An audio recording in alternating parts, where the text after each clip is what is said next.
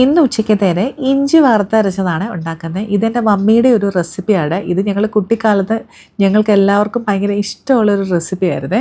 അപ്പോൾ ഇപ്പോഴും മമ്മി അത് ഉണ്ടാക്കാറുണ്ട്. അപ്പോൾ ഞാൻ അതിനായിട്ട് കുറച്ച് ഇഞ്ചി, പച്ചമുളക്, വെളുത്തുള്ളി, കുറച്ച് ചെറിയുള്ളി ഇതെല്ലാം ചോപ്പ് ചെയ്തെടുത്തിട്ടുണ്ട്. ഇഞ്ചിയൊന്നും ഒരുപാട് ആവശ്യമൊന്നുമില്ല, വളരെ കുറച്ച് ഇഞ്ചി മതിയേ. ഇനി ഒരു പാനിലേക്ക് നമുക്കൊരു 3 ടേബിൾ സ്പൂണ് തേങ്ങ ചേർക്കാം. പിന്നെ ഈ ഇഞ്ചിയിൽ നിന്ന് കുറച്ച് ഇഞ്ചി, കുറച്ച് വെളുത്തുള്ളിയും കുറച്ച് ചെറിയുള്ളിയും കൂടി ചേർത്തിട്ട് വേണം ഇതൊന്ന് നന്നായിട്ട് വറുത്തെടുക്കാനായിട്ട്.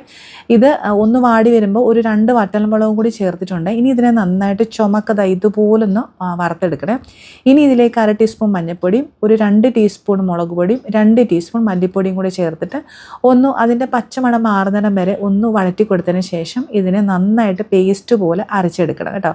ഇതുപോലാണ് അരച്ചെടുക്കേണ്ടത്. ഇനി ഒരു പാനിലേക്ക് കുറച്ച് വെളിച്ചെണ്ണ ഒഴിച്ചിട്ട് ആ ബാക്കിയുള്ള ഉള്ളി, ഇഞ്ചി, വെളുത്തുള്ളി, പിന്നെ പച്ചമുളക്, കറിവേപ്പില ഇത്രയും കൂടി ചേർത്തിട്ട് നന്നായിട്ടൊന്ന് വഴറ്റി കൊടുക്കണം. നല്ല ചുമക്ക വേണം ഇതിനെ വഴറ്റിയെടുക്കാൻ കേട്ടോ. ഇതുപോലെ വഴണ്ടി വരുന്ന സമയത്ത് നമ്മൾ നേരത്തെ അരച്ച് വെച്ച ഒരു തേങ്ങയുടെ മിക്സ് ഇതിലേക്ക് ചേർത്ത് കൊടുക്കാം. ആവശ്യമുള്ള വെള്ളം ചേർത്ത് കൊടുക്കാം. വാളൻപുളിയുടെ വെള്ളം കൂടി ചേർത്ത് കൊടുക്കാം. വാളൻപുളി വെള്ളം നമുക്ക് നമ്മുടെ പുളിക്ക് അനുസരിച്ച് ചേർത്ത് കൊടുക്കാമേ. ഇനി ഇതിലേക്ക് ഒരു 1/2 ടീസ്പൂൺ ഉലുവാപ്പൊടിയും 1/2 ടീസ്പൂൺ കായപ്പൊടിയും ചേർക്കാം. പിന്നെ ആവശ്യമുള്ള ഉപ്പും ചേർത്തിട്ട് അടച്ച് വെച്ചിട്ട് മീഡിയം ഫ്ലെയിമിൽ നമ്മൾ വറ്റിച്ചെടുക്കണം. ഇതുപോലാണ് വറ്റിച്ചെടുക്കേണ്ടത്.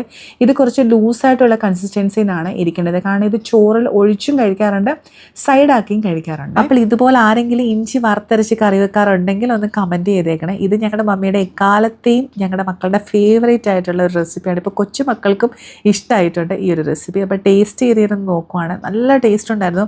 ഇത് നല്ല ചൂട് ചോറിന് മുകളിലായിട്ടുണ്ടല്ലോ, ഇതങ്ങോട്ട് ഒഴിച്ചങ്ങോട്ട് കഴിക്കണം, നല്ല ടേസ്റ്റായിരുന്നു. പിന്നെ ക്യാബേജ് തോരനും ഉണ്ടായിരുന്നു. പിന്നെ ഈ ഒരു ഇഞ്ചിക്കറി അതിൻ്റെ ചൂട് ചോറിന് മുകളിലായിട്ട് അങ്ങോട്ട് ഒഴിച്ചിട്ട് നല്ല 2 കഷ്ണം കൊഞ്ച് പൊരിച്ചതും കൂടി ചേർത്ത് കൊണ്ട് കഴിച്ചപ്പോഴുണ്ടല്ലോ എൻ്റെ പൊന്നോ എന്നോ ടേസ്റ്റായിരുന്നു എന്നറിയോ. ആ പണ്ടത്തെ കാലത്തെ അതേ ടേസ്റ്റ് തന്നെയായിരുന്നു. നല്ല അടിപൊളിയാണ്, ട്രൈ ചെയ്ത് നോക്കണേ.